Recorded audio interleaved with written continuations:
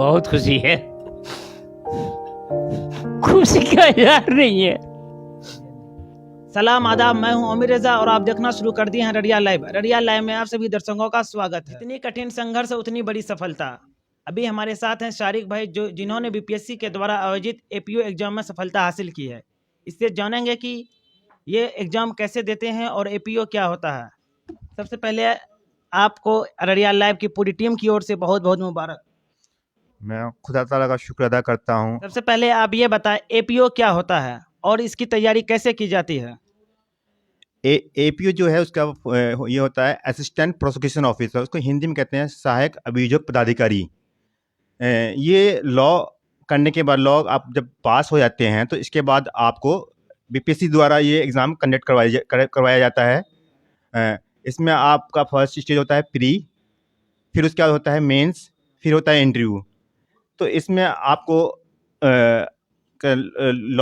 Law का degree ज़रूरी होता है। उसके बाद आप इसका जो मेन काम जो है ऐसा है, उसका जो स्टेट को रिप्रेजेंट करता होता है, जो स्टेट के बिहाफ पे जस्टिस डिलीवर, जो समाज के लिए जो जस्टिस डिलीवरी सिस्टम में होता है उसको प्रोवाइड करता है समाज में।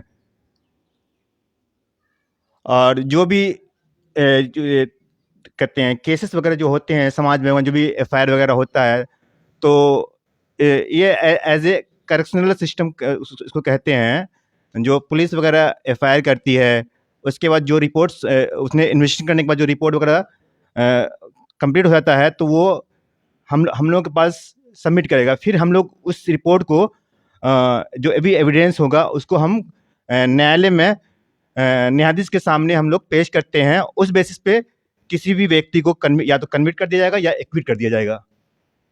आपकी प्रारंभिक शिक्षा कहाँ से हासिल हुई? मेरी primary school career guide academy से हुई है, जो मैं 96 से 2000 तक मैं कैरियर गाइड एकेडमी में रकीब सर के अंडर में मैंने पढ़ाई की है। फिर उसके बाद उन्होंने ही एएमयू की तैयारी करवाया हमें, और फिर मैं 6 क्लास में मैं पास होकर फिर मैं एएमयू में मिंटो सर्किल में एडमिशन ले लिया। फिर जब मैंने 5 साल वहाँ से मैंने 10th किया, फिर उसके बाद फिर मैंने +2 वहीं एएमयू से किया। जैसे सीमांचल एक पिछड़ा क्षेत्र है, यहाँ पर गरीब मजदूर सब किस्म के लोग रहते हैं, उनको न्याय कैसे आप दिलाएंगे? जो मेन पर्पस होता है लीगल सिस्टम का, टू डिलीवर जस्टिस। तो जो भी लोग हैं हमारे जो समाज में, जो गरीब लोग हैं, दबे कुचले लोग हैं, उनको हम लीगल अवेयरनेस, उनके अंदर हम लीगल अवेयरनेस का जो प्रोग्राम है वो करवाएंगे। और जो भी कहते हैं लीगल असिस्टेंस है, उनको हम प्रोवाइड करवाएंगे, और उसको हम समाज में न्याय दिलाने का पूरा काम करेंगे। ये हमारा, और हम इस काम के लिए ईमानदारी से काम करेंगे हम इस फील्ड में। हमारे साथ शारिक भाई के जो अंकल हैं, पूर्व सरपंच रह चुके हैं, हम इनसे जानेंगे कि आपके जो भतीजे इस तरह का सफलता हासिल की हैं, आपको कितनी खुशी है? बहुत खुशी है, खुशी का इजहार नहीं है, बहुत खुशी है।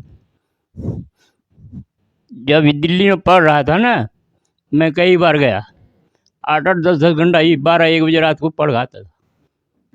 इसका मेहनत देख करके हमको बहुत खुशी हुआ है।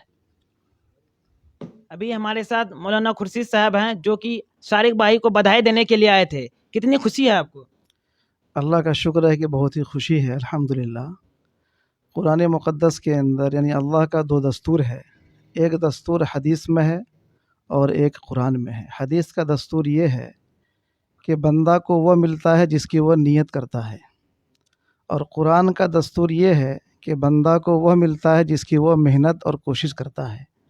तो ये शारिक साहब जो है हदीस के एतबार से भी और कुरान के एतबार से भी दोनों पर अमल किए हैं, अल्लाह वहाँ तक पहुँचाया है। इसके अलावा जो भी इस दस्तूर पर चलेगा, अल्लाह उसको भी इज़्ज़त के चोटियों पर पहुँचाएगा। एक बार पुनः आपको रडिया लाइव की टीम की ओर से मुबारक। बहुत बहुत शुक्रिया। अगर आप अभी तक रडिया लाइव के यूट्यूब चैनल को सब्सक्राइब नहीं किए तो सब्सक्राइब कीजिए और फेसबुक पेज को फॉलो कीजिए। दीजिए इजाज़त, मिलते हैं फिर अगले किसी वीडियो में, तब तक के लिए धन्यवाद।